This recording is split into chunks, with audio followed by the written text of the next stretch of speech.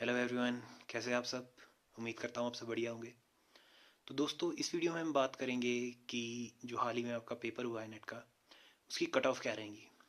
वैसे तो मैं इस पर पहले भी एक वीडियो बना चुका हूँ, बट उस वक्त जो आंसर की है वो नहीं आई थी, और उस वक्त मेरे पास पेपर वन का भी एक्सेस नहीं था। तो उस वक्त मैंने अपने हिसाब से जो पेपर था उसका एनालाइज करके बता दिया था मोटा मोटा। बट अब जब आंसर की आई तो मुझे मेरे एक दोस्त से मैंने रिस्पॉन्स शीट ली, और उस रिस्पॉन्स शीट से मैंने खुद भी पेपर सॉल्व किया। तो उसके बाद मुझे कुछ पेपर के बारे में नई चीज़ें पता चली, और आप लोगों के भी बहुत से कमेंट आ रहे थे कि इस पर वीडियो बनाओ, या फिर आप मार्क्स भेज रहे थे कि इतने में क्या हमारा नेट हो जाएगा, इतने में हमारा जेआरएफ हो जाएगा। तो मुझे लगा कि एक और वीडियो बनानी चाहिए, क्योंकि आंसर की के बाद काफ़ी बदलाव आया है कट ऑफ में, जो मैंने प्रिडिक्ट की थी या जो मैंने आपको बताई थी। तो इस वीडियो में हम उसी का बात करेंगे। तो वीडियो एंड तक देखें, और हर बार की तरह if you are looking for something specific तो आप टाइम स्टैम्प में जाके देख सकते हैं। तो सबसे पहले बात करते हैं पेपर के लेवल की, कि पेपर कैसा आया था। तो अगर ओवरऑल पेपर की मैं बात करूँ तो overall paper easy to moderate था। जो पेपर टू था वो बहुत इजी पेपर था, मतलब ऐसा पेपर था कि उसमें 70 प्लस करना कोई ज़्यादा मुश्किल नहीं था, और 80 प्लस भी क्वेश्चन मतलब सॉल्व हो सकते थे आसानी से। पेपर वन ज़रूर टफ था। पेपर वन में काफ़ी मैंने खुद भी, क्योंकि मैंने पेपर दिया, तो मेरा जो खुद का स्कोर है वो 114 बन रहा था। 114 इन द सेंस कि मेरे जो पेपर वन में थे वो 33 क्वेश्चन सही हो रहे थे, और जो पेपर टू में है वो 81 क्वेश्चन सही हो रहे थे।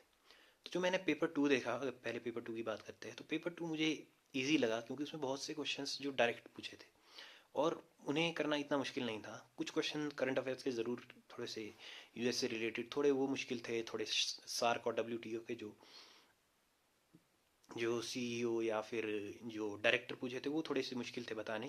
पर बाकी ओवरऑल पेपर टू बहुत इजी था।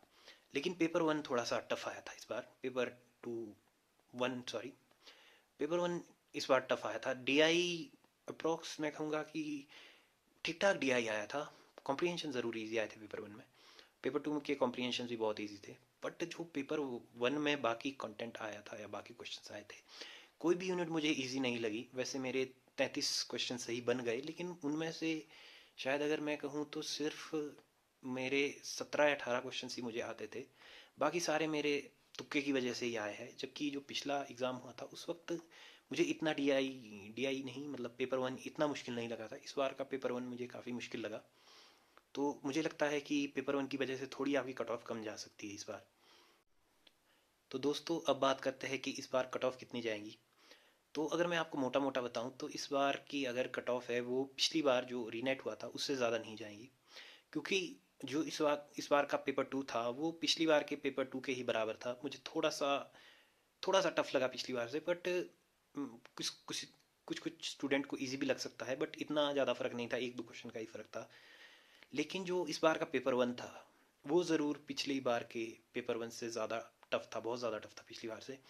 क्योंकि मैंने खुद भी पेपर दिया था तो उस वक्त मेरे मज़े से 40 प्लस बन गए थे, बट इस बार सिर्फ जो बने भी है वो भी तुक्कों की वजह से बने हैं। तो मुझे लगा कि इस बार पेपर जो आपका वन टफ आया है उसकी वजह से कट ऑफ पिछली बार से ज़्यादा नहीं जाएंगी, और एक दो मार्क्स कम ही रहेंगे। तो तो दोस्तों, आप यहाँ देख सकते हैं ये आपकी जो अगस्त में पेपर हुआ था नेट का, उसकी एक कट ऑफ है।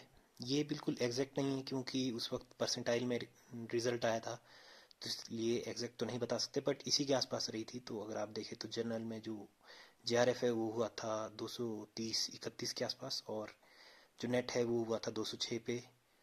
ईडब्ल्यूएस में बात करें तो जेआरएफ हुआ था 222-224 के आसपास, और नेट हुआ था 200 192-193 के आसपास। उसी तरह आप ओबीसी और एससी भी देख सकते हैं।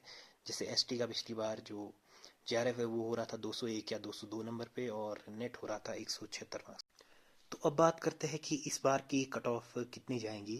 तो अब आप यहाँ देख सकते हैं, ये मैंने फिर से जो रिवाइज है अपनी कट ऑफ वो मैंने रिवाइज की है। तो अगर आप इसमें देखें तो जर्नल की कट ऑफ जो जाएंगी वो जाएंगी, जीआरएफ की अगर आप बात करें तो वो जाएंगी 224 से 228 के बीच, और जो नेट की कट ऑफ है वो जाएंगी 200 से 206 के बीच। और उसी तरह जेआरएफ की अगर आप बात करें तो जेआरएफ में अगर आप ईडब्ल्यूएस कैटेगरी से हो और आपके 108 से ज़्यादा क्वेश्चन सही हो रहे हैं तो आपके जेआरएफ के बहुत ज़्यादा चांसेस है। और वैसे ही अगर जेआरएफ में नेट की बात करें तो अगर आपके 94 या 95 क्वेश्चन सही हो रहे हैं, उससे ज़्यादा सही हो रहे हैं, तो आपका नेट भी हो सकता है। अब ओबीसी की बात करें तो ओबीसी में 214 से 220 के बीच जेआरएफ हो रहा है और 190 से 196 के बीच नेट की पॉसिबिलिटी है। वहीं एससी में 202 से 208 के बीच जेआरएफ और 178 से 184 के बीच नेट। उसी तरह एसटी में 196 से 202 के बीच जेआरएफ और 170 से 176 के बीच आपका नेट हो सकता है। तो दोस्तों ये था पूरा मेरा कंक्लूजन, जो मेरी कट ऑफ थी ये मैंने आपको बता दी है। तो अब मैं आपको ये बताना चाहूँगा कि अगर आपके इससे कुछ आसपास मार्क्स बन रहे हैं फिर तो सही है, या इस कट ऑफ की रेंज में बन रहे हैं तो भी सही है।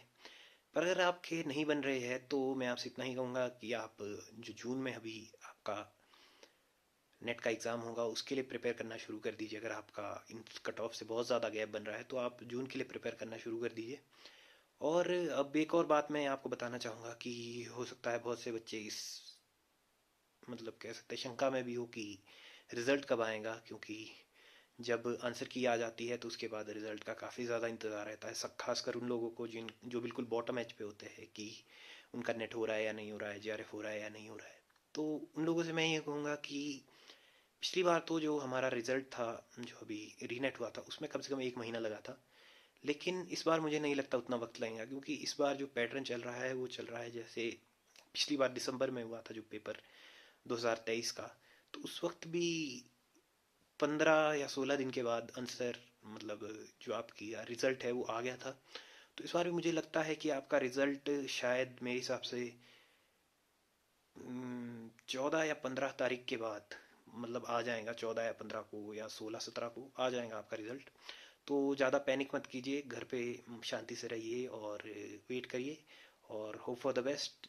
मैं उम्मीद करूँगा कि आप सबका रिज़ल्ट बहुत अच्छा रहे। और बाकी रिज़ल्ट के दिन मिलते हैं, आप अपने स्कोर भी हमारे साथ शेयर कर सकते हैं अभी, कि ताकि हम और अच्छे से बता पाए कि किस बच्चे का नहीं हो रहा है या फिर आप क्या बेटर कर सकते हैं। तो थैंक यू गाइस, स्वस्थ रहिए, मस्त रहिए, बाय बाय।